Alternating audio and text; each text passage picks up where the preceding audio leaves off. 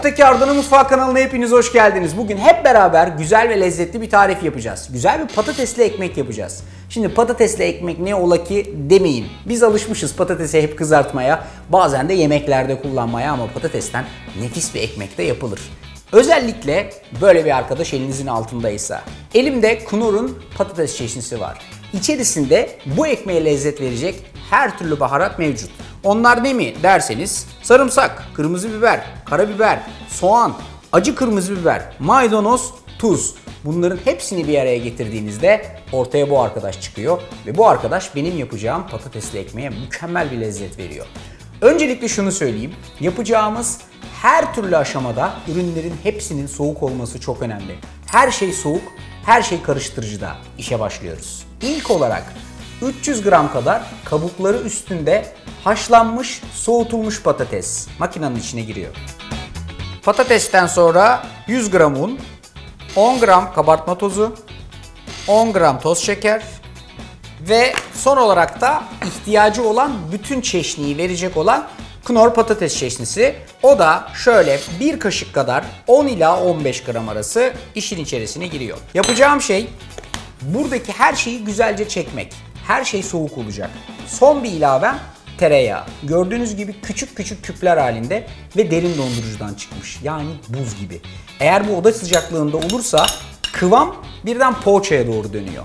Ama eğer her şey soğuk olursa muazzam bir şekilde kıtır kıtır yiyeceğiniz bir ekmek kıvamına gidiyor. Tek yapmamız gereken makinede bunları birazcık bızıtlamak. Toplam 10 saniye. Her şey bu kadar. Bakın 10 saniyenin sonunda geldiğimiz kıvam içeride bu. Yani küçük küçük tereyağları görüyorsunuz içeride. Hafif böyle kum gibi bir kıvam var bu arkadaşın. Bunu başka bir kabın içerisine transfer ediyorsunuz. Ve üstüne gördüğünüz gibi yarım su bardağından birazcık eksik süt. Aşağı yukarı 60 gram kadar ediyor.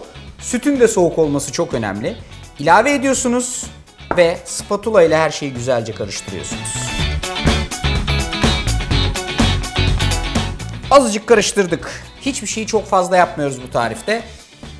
Fırında pişerken her şey içeride patlaya patlaya pişiyor. Hamura parmağınızı sokun. Buz gibi. Tam istediğim kıvam. Mükemmel olacak. İstiyorsanız büyük kaplarda porsiyonlayıp tek parça bir ekmek yapabilirsiniz.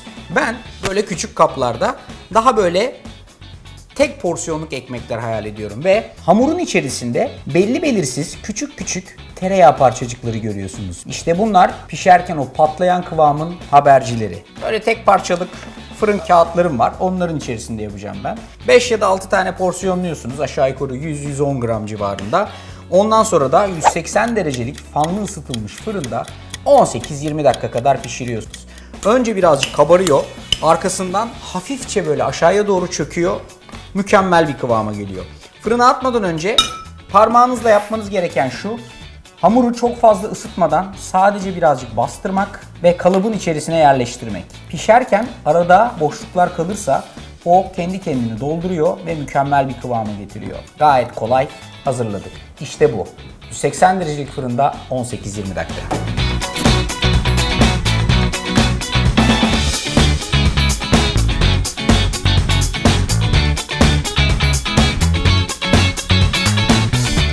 Pişme süresinin sonunda arkadaşların durumu aynen böyle. Bakınız. Fırından çıkartıyorsunuz. Of of. Kenarları böyle güzel kıtırlaşmış. Üstleri de tatlı bir renk almış. Fırın mırın attı kendine. Her şey bir yerlere gidiyor. Bunun daha güzel ve kıvamında kalmasını istiyorsanız fırından çıkarttıktan hemen sonra bir tele şu şekilde ters çevirip çıkartacaksınız.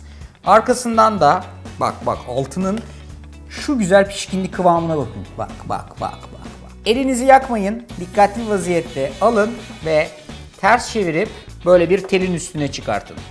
Bunu yaptığınız zaman ekmeğiniz hiçbir şekilde ekstra vaziyette hamur olmayacak ve birazcık böyle kendini toparlarken aşağıya doğru çökmeyecek. Aksine hacmini her zaman koruyacak.